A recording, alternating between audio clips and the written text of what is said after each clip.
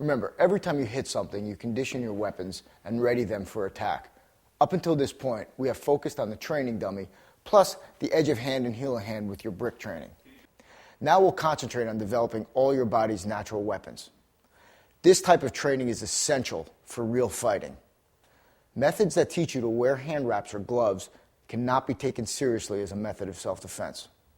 Protective gear and training for combat will lead to false confidence in your ability to strike.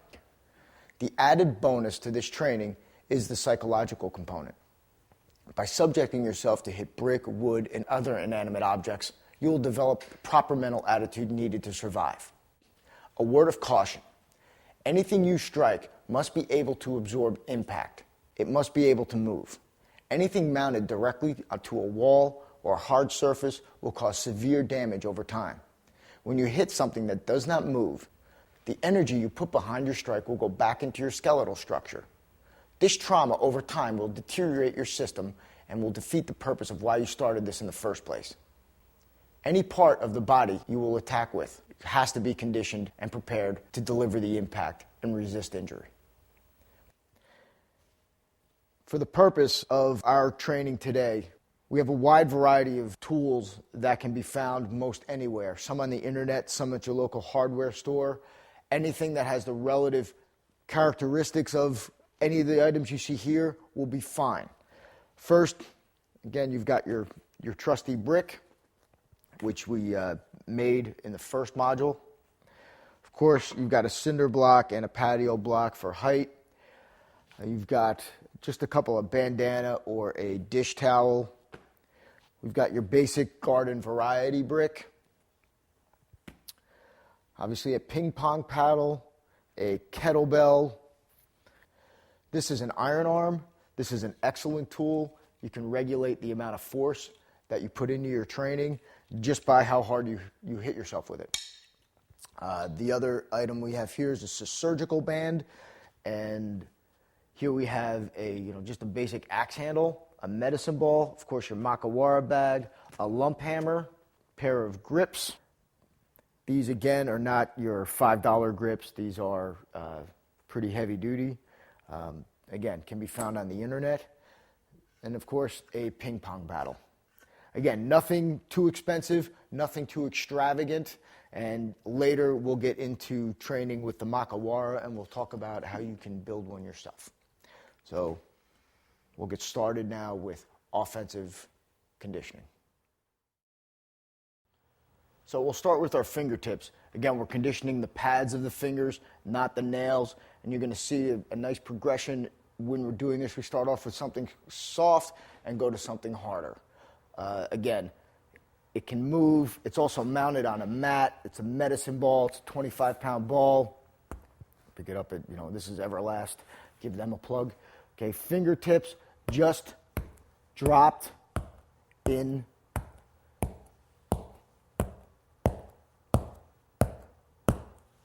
10 to 25 reps. Again, you are doing this type of conditioning once or twice a week. And you're going to notice some pretty amazing results in just the first few weeks. Tap.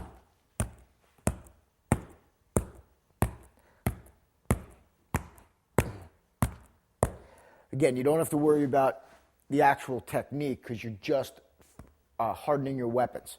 So we started with the medicine ball, and now we move to the brick.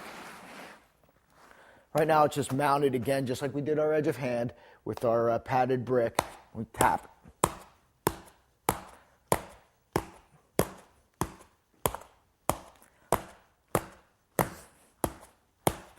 Wait.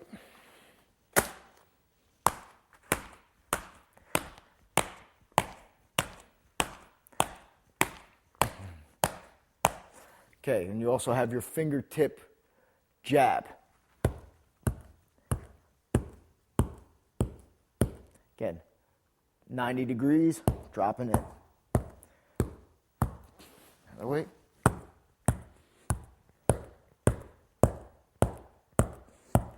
Then with your brick.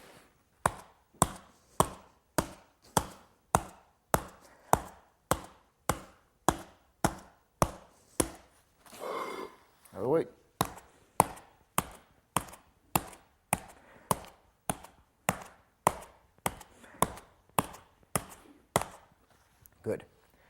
and that gives you your fingertip conditioning. Again, there are different things you can do. There's plenty of different methods out here, but this is the simplest and easiest way to get your results quickly. Now we're going to work on that single knuckle that we did in Module 3. So we have to start building up the skeletal structure. So in the beginning, you're just going to take on your medicine ball and you're just going to roll it. Just going to roll it. Roll it. Roll it.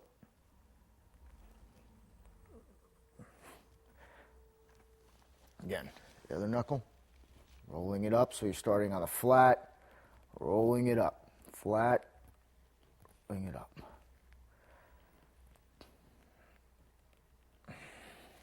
Now you can start making impact.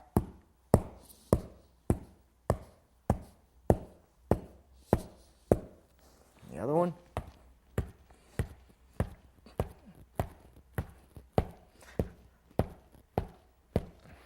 Good. Now your brick. Again, practice rolling it up. And then hit it.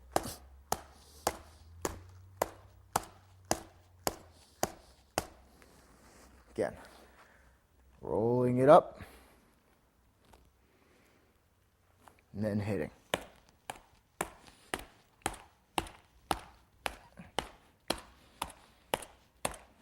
Again, you don't have to get too ballistic with it, as ballistic as you want, but again, just get used to it, just get used to conditioning it, just a little bit. Okay, now working that thumb spear. Again, getting used to just pressing it in. Again, with the dummy training, you're already going to be, you're already going to be having some impact. So just hit.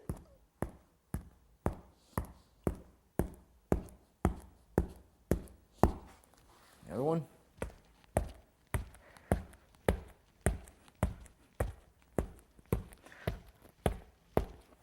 Again, I always think of this as just like I'm, forging metal. Making a sword or just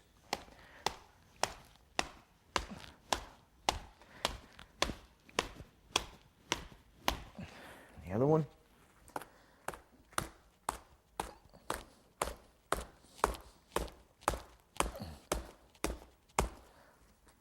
Again, little abrasions, little cuts. It happens. Just make sure you keep your equipment clean. If you're training your edge of hand and heel of hand a lot, the next two we're going to up the ante a little bit. So you have your brick. So it's going to be chopping.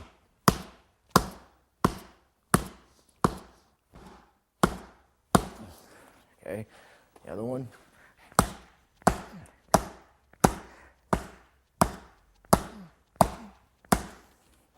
Okay, kettlebell or any other weight. Snap.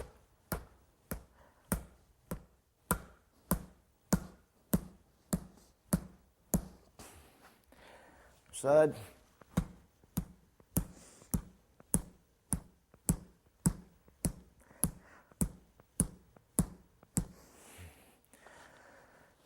I don't know why part of me likes this so much, but again, it just really gets that psychological component going too. But still, be smart about it. Bag moves, mat moves, even on a subfloor, that makes a difference. If you're putting something on your garage floor, make sure you got something so this moves. Okay, your basement, a lot of guys are working out in their basements. Make sure it, you've got some padding underneath, some matting. If you're living in an apartment building, I'm sure the people downstairs wouldn't necessarily appreciate you smacking your brick, but they may leave you alone. So again, make sure that it's mobile and it's moving. Now we'll go to the heel hand. Again, we've been doing this all along, just dropping it straight in.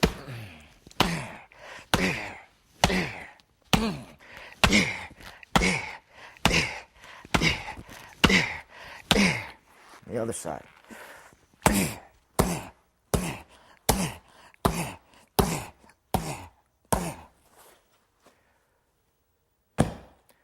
Graduate.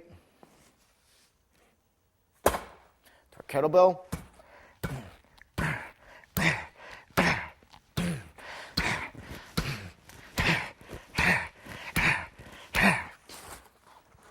Again, there's no one's skull on the earth that's harder than this. Okay, except maybe mine. But continue to work and pound it.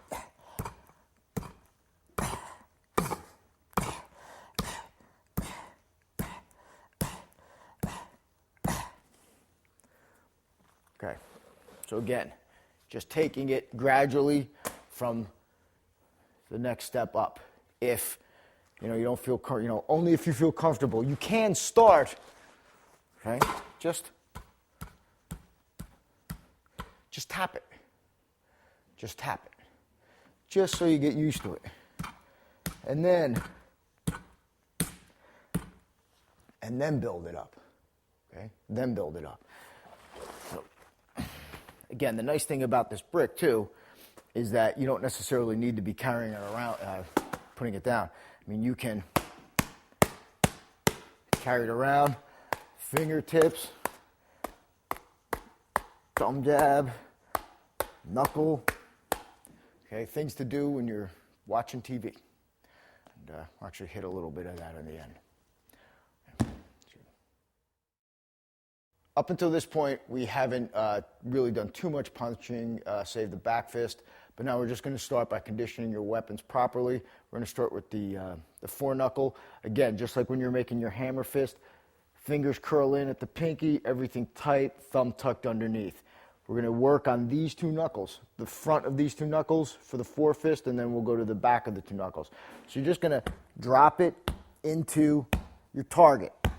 Make sure, you notice my arm is bowing out. That's just making sure that my knuckles are getting into the target. Don't, avoid using your other three knuckles, okay? This is what what'll happen is we'll refer to as a boxer's fracture. I mean, when you're punching somebody with clothes on, it kind of gets absorbed in the clothing, but again, you still want to focus on these two knuckles. So driving it straight in.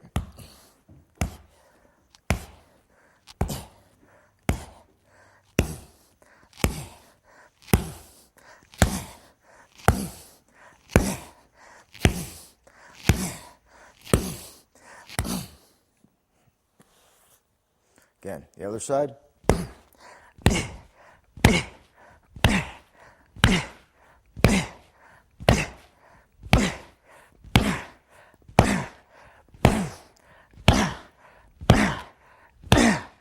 Okay, again, it's also going to start to strengthen your wrist up. One of the things that we don't really need to be concerned about with the heel of hand and the edge of hand is that wrist flexion or that wrist breaking. So hitting hard surfaces from like this, hitting soft surfaces like this, give you a little bit of realism, and will, if your wrist isn't tight, will cause it to flex. Now, moving into our brick. Again, first two knuckles in.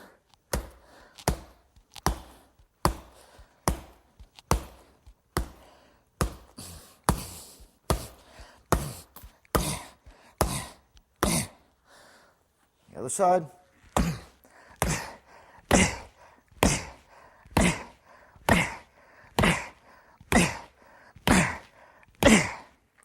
Driving it in, making sure the first knuckles are making contact. I mean, because of the wood, the carpenter sponge, it'll come in underneath.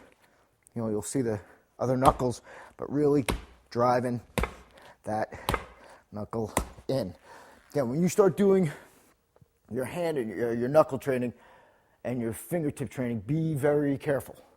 Be very careful, because this is where a lot of guys make the mistake of going too hard and too fast. So you need to take care. You need to start slowly and then build up the intensity. Even if you feel like, okay, well, all I'm doing is this. Don't worry about it. It's going to be a very, very short period of time till that turns into something more intense. Now we're going to do the back fist, which is the back of the first two knuckles. So Before we're coming in, driving the forward, now we're going to be driving it in.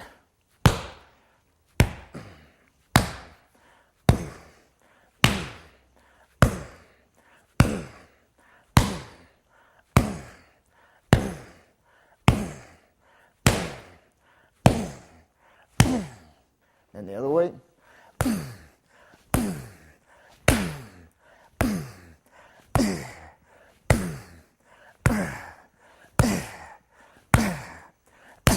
Make sure you're making contact with those knuckles.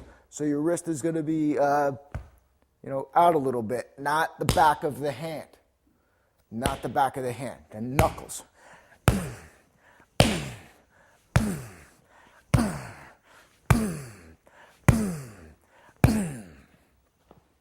Now to our brick.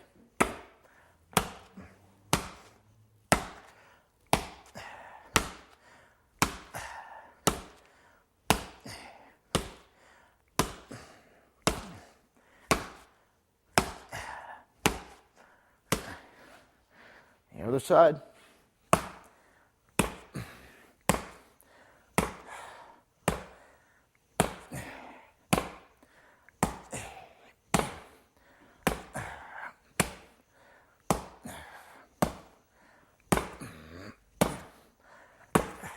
Again, you can start nice and easy. Doesn't have to be. Again.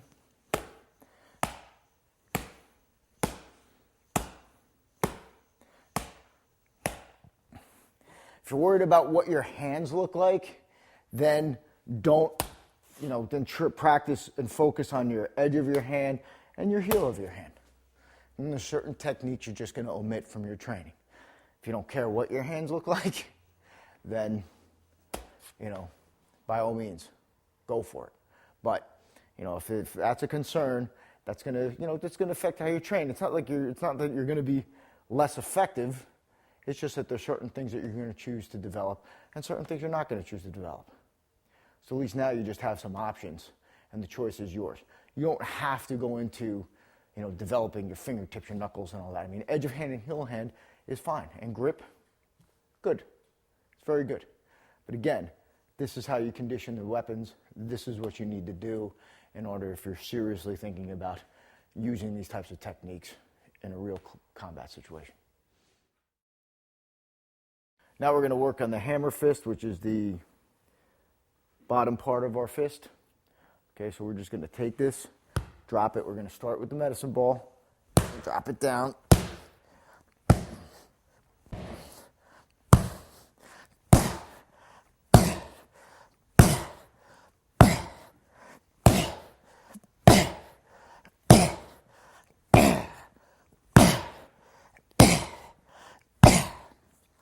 Other side.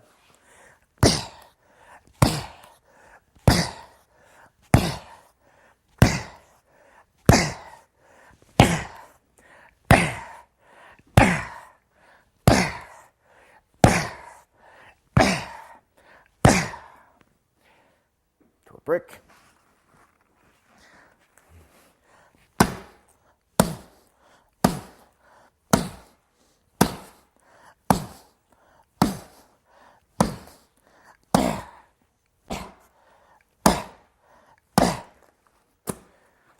Other side.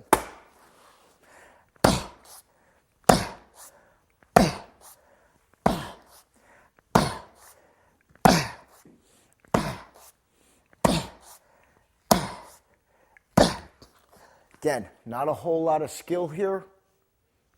Okay, just me. This costs some money. It's like $30. Me, $40 worth of stuff. Just getting it done, okay? Not a whole lot of skill, just time. Okay, now we're just going to work on the fore elbow. It's going to be coming straight down. We're going to drop it into our target.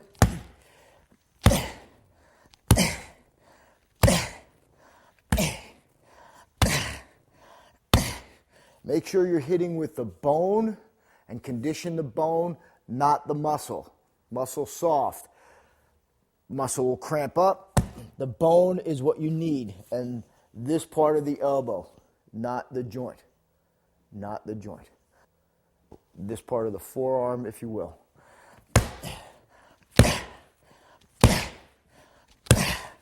And the other side.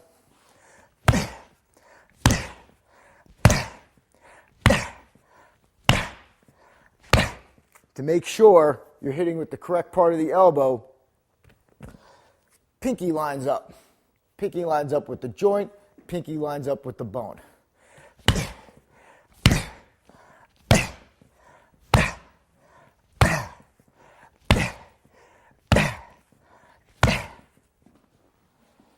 Now our brick.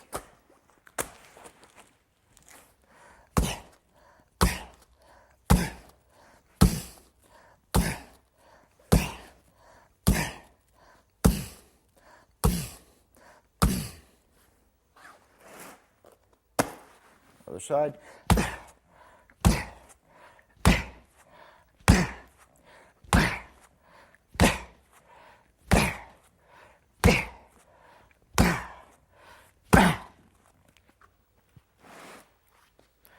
It's the fore elbow. Now move to the rear elbow. So we had the fore elbow. Now we're just coming down with that rear elbow, dropping it straight in.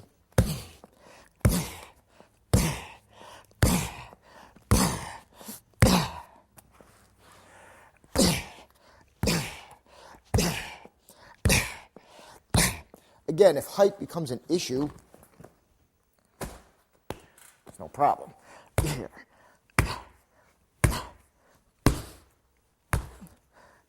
And the other side.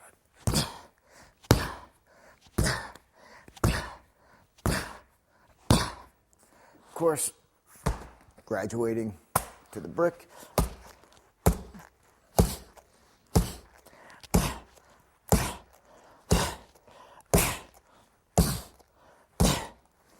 Side.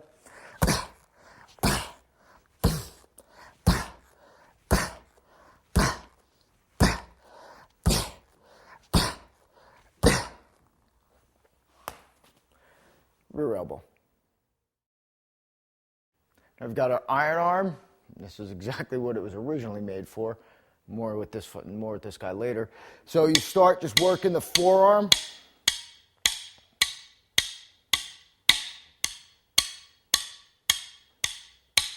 Again, if you work, you can work the flat, and then you can work the corner just to get a little bit more focus on it. And then, of course, the inside of the arm.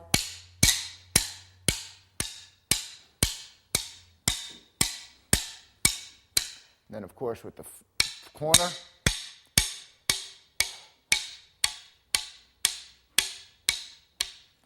And then both sides.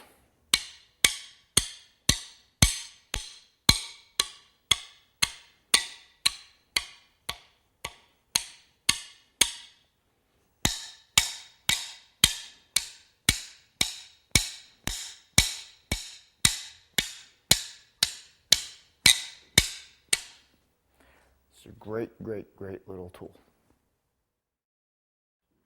Now work the shoulder point with the brick. Now again, we're just working that point. Okay, more of a passive than an active. Just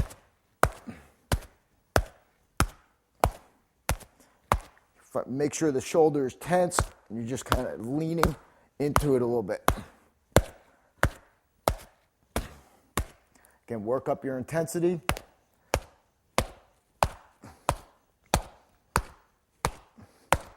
Again, you can start off just nice and easy, and then build up into it. Okay. Now we'll just get into the headbutt stuff. Just take my glasses off. So we're going to be hitting with the forward headbutt or the top of the head. Again, neck clenched, eyes tight, jaw shut.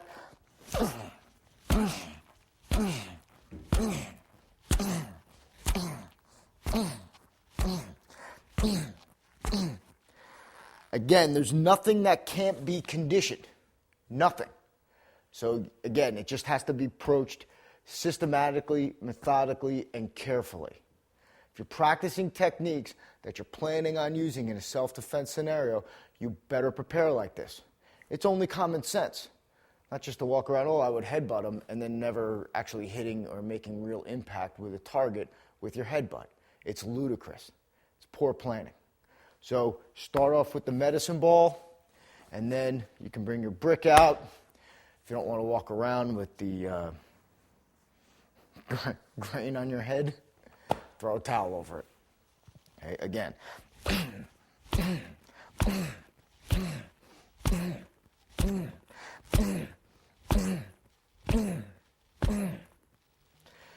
Again, just driving it in and bringing your head in.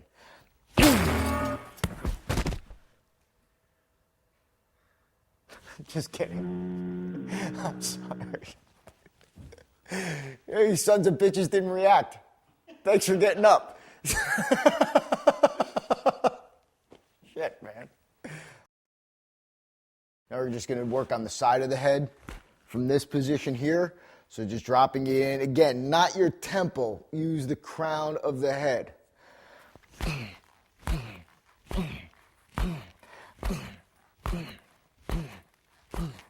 Again, the other side.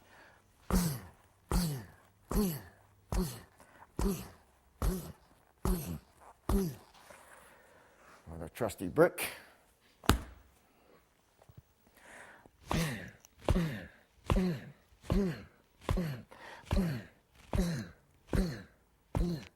The other side.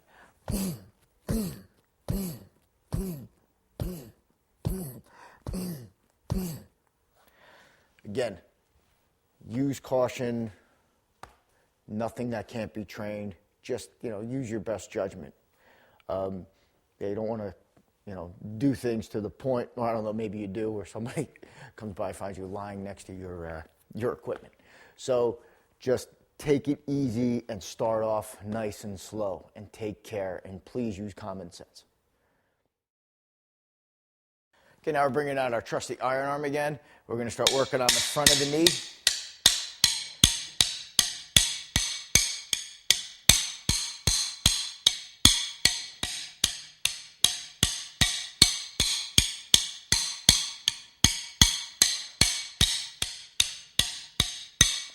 Other side.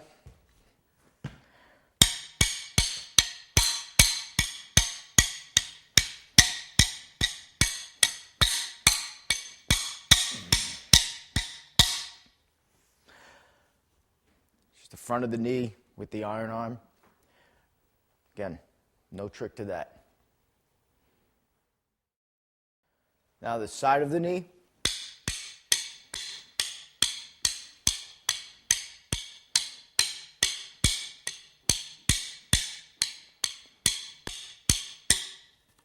Side.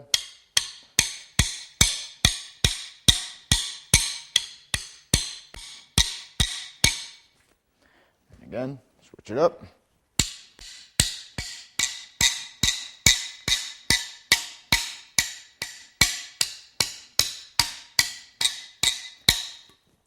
Other side.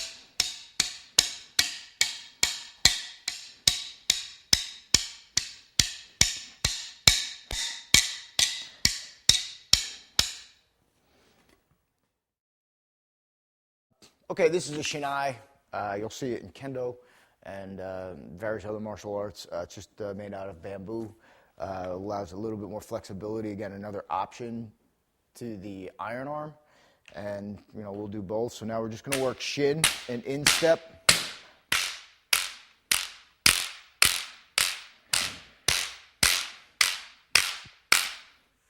Again, the other side.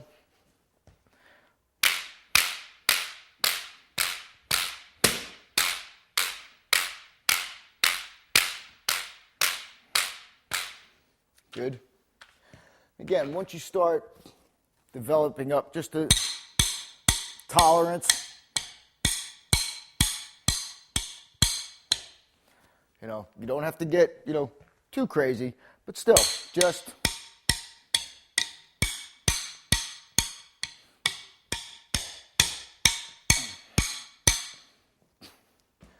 just patience with what you're doing, and just a little, just take care. Take care. Because again, you could seriously, if you overdo this type of stuff, you can cause some serious injury, and that keeps you from training. So start off slowly, and then slowly turn up the amperage. And again, pain will be your guide. You'll feel it. It's going to, it'll sting, and then after a while, it doesn't hurt so much, just like most things. The Makawara is excellent if you have the means to build one. There are many places on the net you can acquire the parts to make one. You can even just go to the local hardware store, get an 8-foot fence post, dig a 3-foot hole, and put the post in there, pack it with dirt. Okay, then you can just simply duct tape a tie pad or a cushion in the high section and the low section, and you're all set. This Makawara was made 18 years ago by my instructor, and it's going to stick around until it actually splits in half. You can see we've got some various, we've got leather pieces on here, we've got twine, rope, again, the pads, and of course the tie pad. So the first thing we're going to work on is just the forefist, which is the front of these two knuckles. Again, this is really the best way to develop punching power. This, along with heavy bag training, excellent ways to do this. But again, you're going to want to separate your heavy bag training with your Makawara training, just because what happens to the skin, it just, it makes it a little bit tender when you're hitting the Makawara, and then you go over and you start punching the heavy bag, especially in the beginning. So we're just going to stick with the Makawara for the rest of this module. Now we're going to stand again about just a pace away, so we can step. The punch is just going to direct from shoulder level. You're going to twist the hip and make contact with the first two knuckles. You can slightly rotate the fist over. So you'll step. Weight doesn't settle. Weight settles behind the punch first.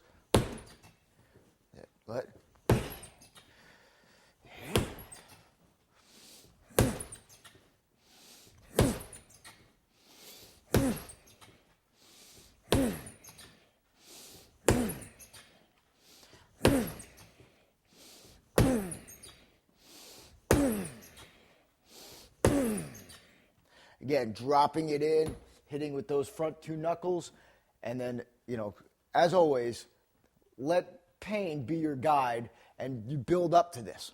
You can start by not even using the full rotation of the punch.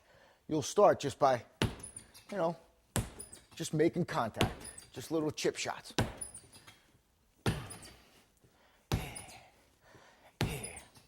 And then once you get a little bit more comfortable, you're just going to step, and just like you were throwing a baseball, okay,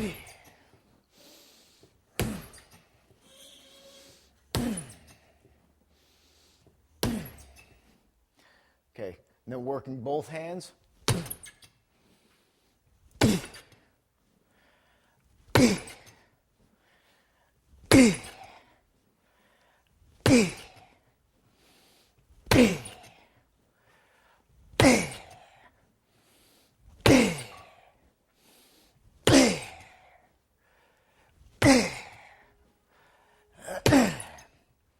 Again, making sure you're making contact with those first two knuckles. Now we'll go to the back fist, which is the back of the large two knuckles. We're just going to work to the head and to the midsection.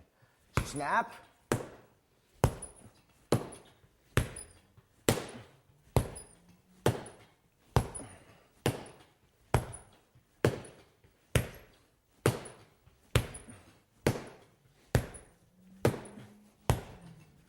Just whip the body.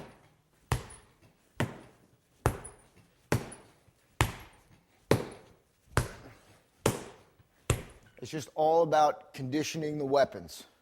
On the other side.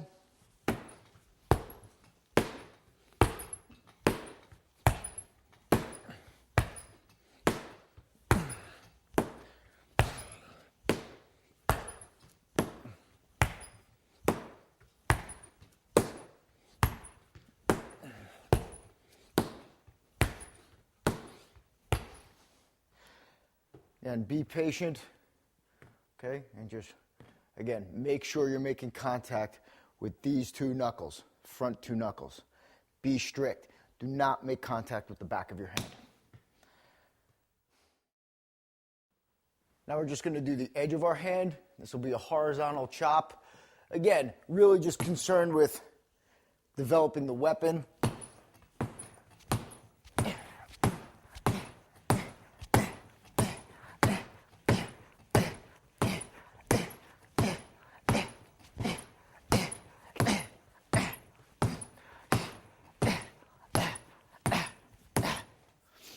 The other side.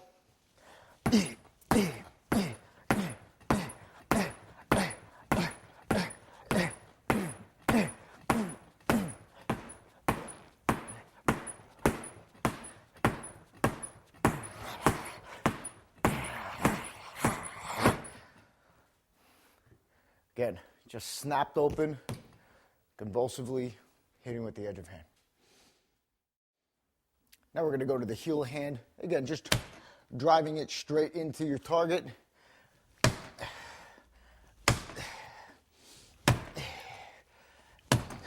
Similar motion as the punch. Twist.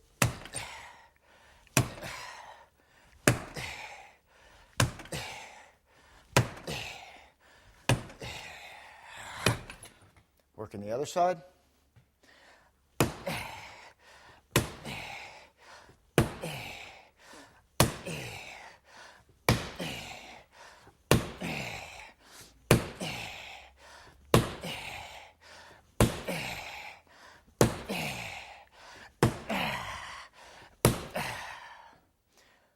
Again, really simple.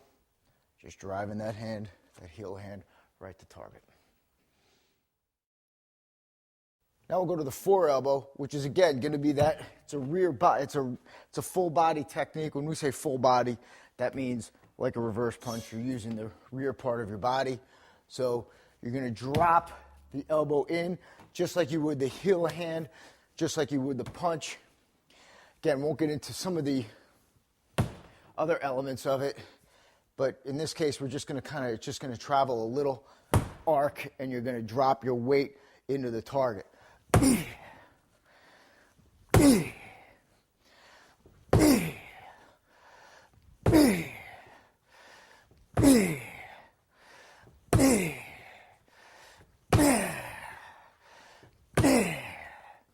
Again with the other side.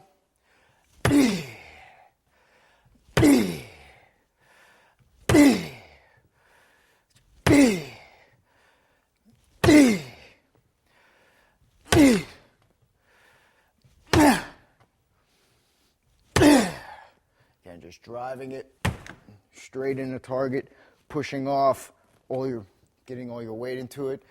Again, just developing the weapon, starting to put it together with your body. From the foreelbow, we go to the rear elbow. So you're just driving the back of the elbow into the maquar.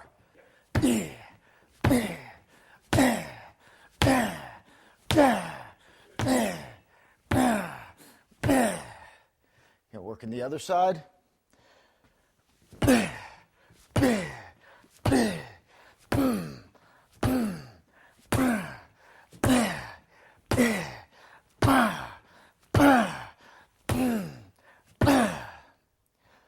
Again, as you're hitting, your body's going to figure out the best way to do it.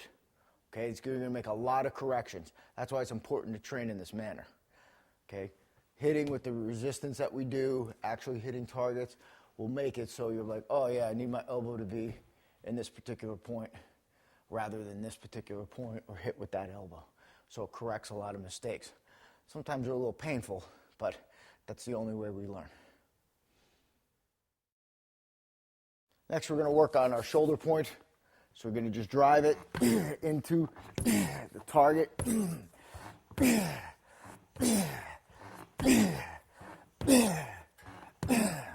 Again, just things with just a little imagination will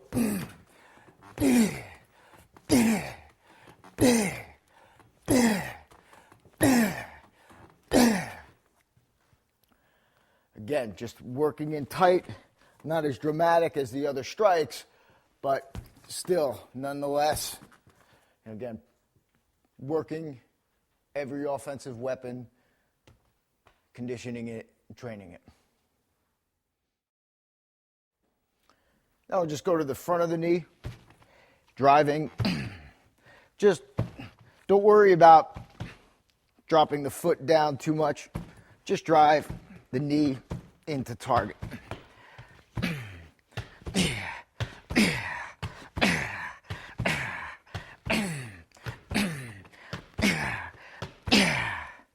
And the other side.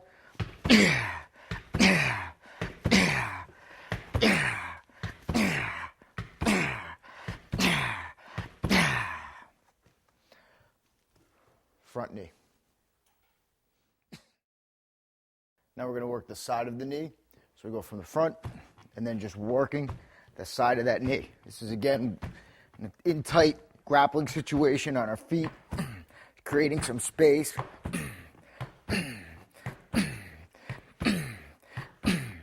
The other side.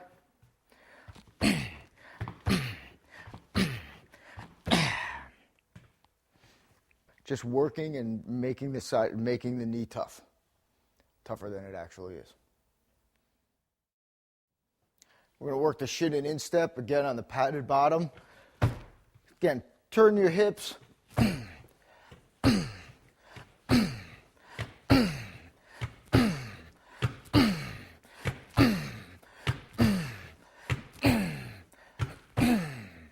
Again, just making contact right with the shin and the instep. Working the other side.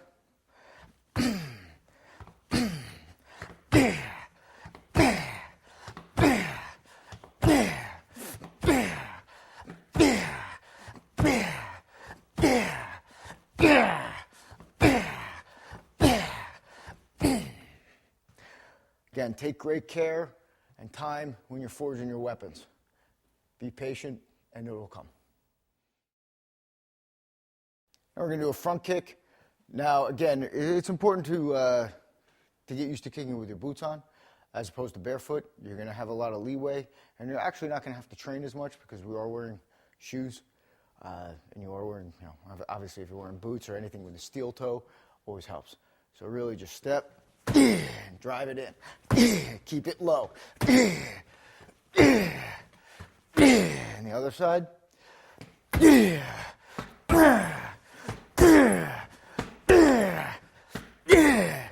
You can also just kick, put your foot down, and switch feet.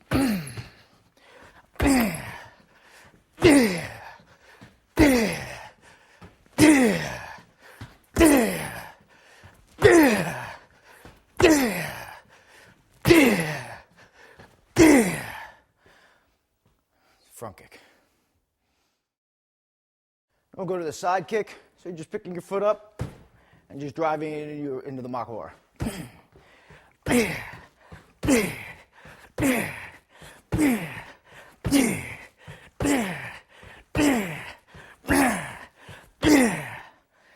Again, other side.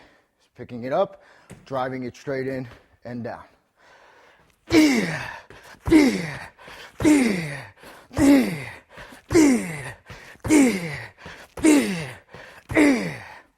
Even practice in, it's great.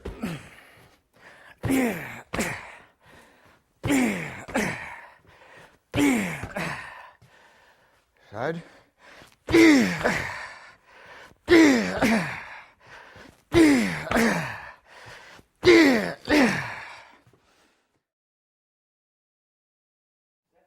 Now we'll move to the point kick.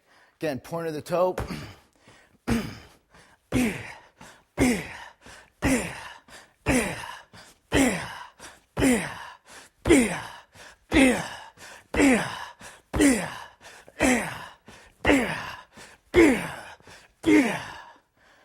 The other side.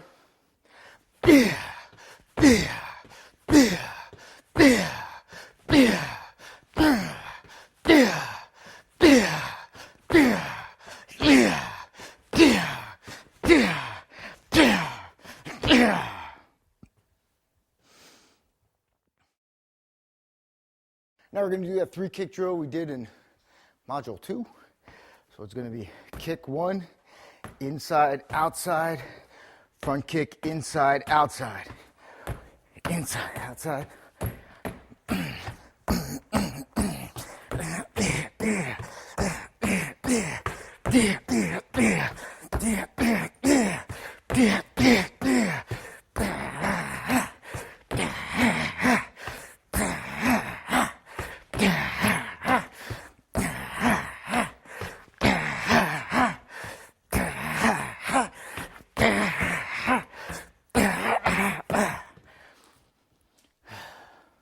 Do those for 10-second, 30-second bursts. Either or, do a few reps depending on your physical fitness. Now, after you condition your body, make sure to take a hot shower or a bath to promote circulation. Do this once, maybe twice a week in conjunction with your regular training. In only a month, you will see significant increase in striking power and overall body toughness. Make sure you stop at the first sign of excessive blood or any blood. Go wrap your hand. Especially if you're training in a school situation where there's sanitary issues at stake. Again, make sure you clean it up. Again, cover, wrap. As always, go slow in the beginning and then build from there. This concludes our drills for Module 6, offensive conditioning with good old Maka Water.